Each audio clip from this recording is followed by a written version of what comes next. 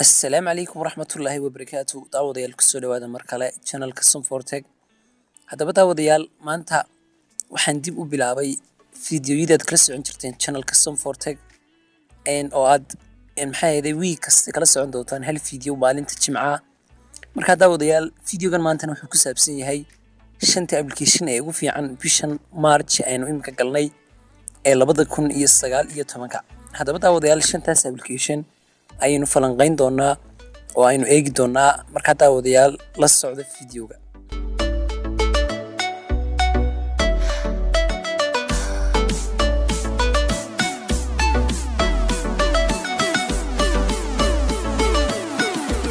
daawadayaal ugu horeyn application-ka aynu maanta halkan ku qaadan doonaa waxa weeyaan waa application-ka loo yaqaan hashtags application-kan oo ah application ka caawinaya inaad hesho tusaalahaan Instagram-ka ayuu badanka ku fiican yahay oo dadka Instagram-ka isticmaala aad ku isticmaala ayuu runtii aad u caawinayaa hadaba application-kan waxa uu ka caawinayaa waxa weeyaan inaad hesho ama followers cusub aad maxay ahayd ay ku soo biraan account-kaaga Instagram-ka ama aad likes fara badan ku hesho marka tags weeyaan wad garanaysaan tags-ka qaabka loo isticmaalo Instagram-ka marka tags-kaas aad tusaalahaan rabtaa tusaalahaan post baad rabtaa inaad soo dhigto ku saabsan art and photography wad gelaysaa tags-ka halka art and photography kadibna qaybtan photography aad ku soo dhufanaysaa kadibna waxaa ku soo bixi doona tags-kaas oo 19 wad aragtaan waxaad ku dhufanaysaa calaamadda Instagram-ka si aad u copy garaysato oo aad post-gaaga u dhigto kadibna waxaad dooranaysaa inaad Instagram-ka wax soo dhigto aniga hore ayuu igu sii yaalay marka post-gaas aan tusaalahaan post-ga markaad qorato halka hoose ayaad ku paste garanaysaa tags-kii aad soo copy garaysatay kadibna sidaas ayaad post-gii ku dhigaysaa oo dad badan ay arkayaan runtii likes-na aad ku helaysaa application-ka tags-na qaabkaas ayaad isticmaali kartaan daawadayaal hadaba daawadayaal application-ka labaadna wuxuu noqonayaa application-ka loo yaqaan Resplash application-kan run ahaantii waa application aad ka heli karto wallpapers run ahaantii quality-kooda ama resolution-kooda aad u sareeyo waanaad arki kartaan wallpaper-da yaala run ahaantii waa wallpaper aad iyo aad u kaleera oo aanad mobilkaaga dhigan karto saddexdaas qaybood ayuu ka kooban yahay featured iyo new iyo weliba collections wad aragtaan qaabkaas ayaanad application-kaas u isticmaali kartaa wallpapers aad ka helaysaa hadaba daawadayaal application-ka saddexaad ee maanta qaadan doona waxa loo yaqaan Hyperion Launcher waa application launcher oo qaabka mobilkaaga aad ku bedeli karto waana aragtaan markaad soo gasho ugu horeyn sidan ayaa ku soo baxaysa qaabkaas ay icons u yaalaan laakiin waad bedeli kartaa oo saas ayaad ugu xajinaysaa kadib home settings aad ku dhufanaysaa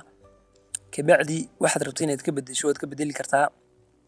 haddaad rabto tusaalahaan iconography inaad bedesho drawer-ka size-ka abiska waad yareyn kartaa waanad weyneyn kartaa wad aragtaan sidoo kale icon bag aad dooran kartaa run ahaantii waxyaabo badan ayaad ka bedeli kartaa oo profile manager ayuu leeyahay oo maxay ahayd set abis hore loo galay ayaad halkaa ka soo saaran kartaa marka daawadayaal application-kaasna waa launcher-ka ku caawin kara mobilkaaga aad ku bedeli karto hadaba application-ka afraad in maanta eegi doonaa waa application run ahaantii aad kugu faa'iido badan application-kan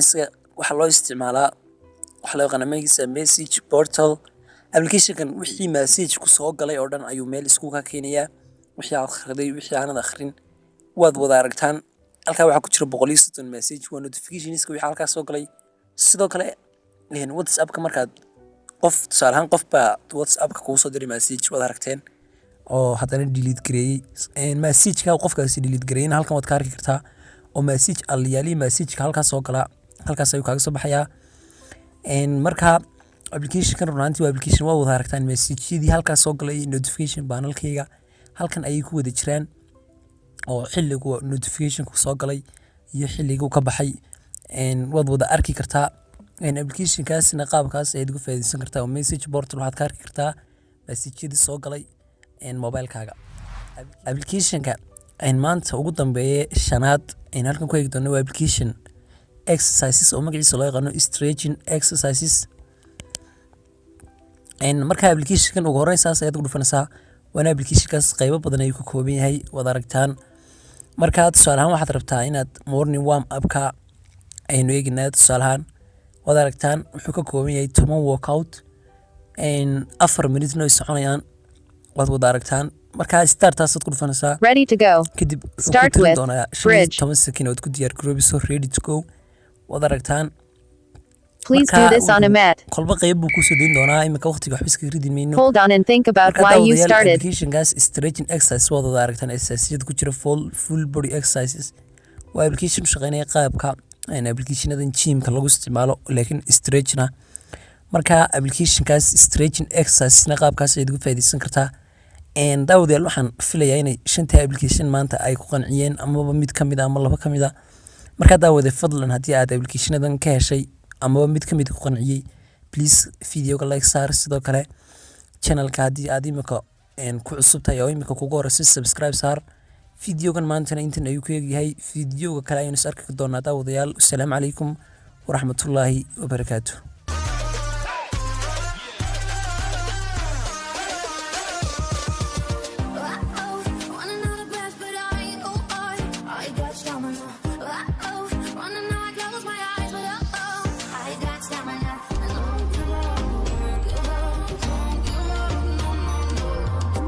I am the wisdom of the fallen, I'm the youth. Ay, I am the greatest. Ay, this is the proof. Ay, I work hard, pray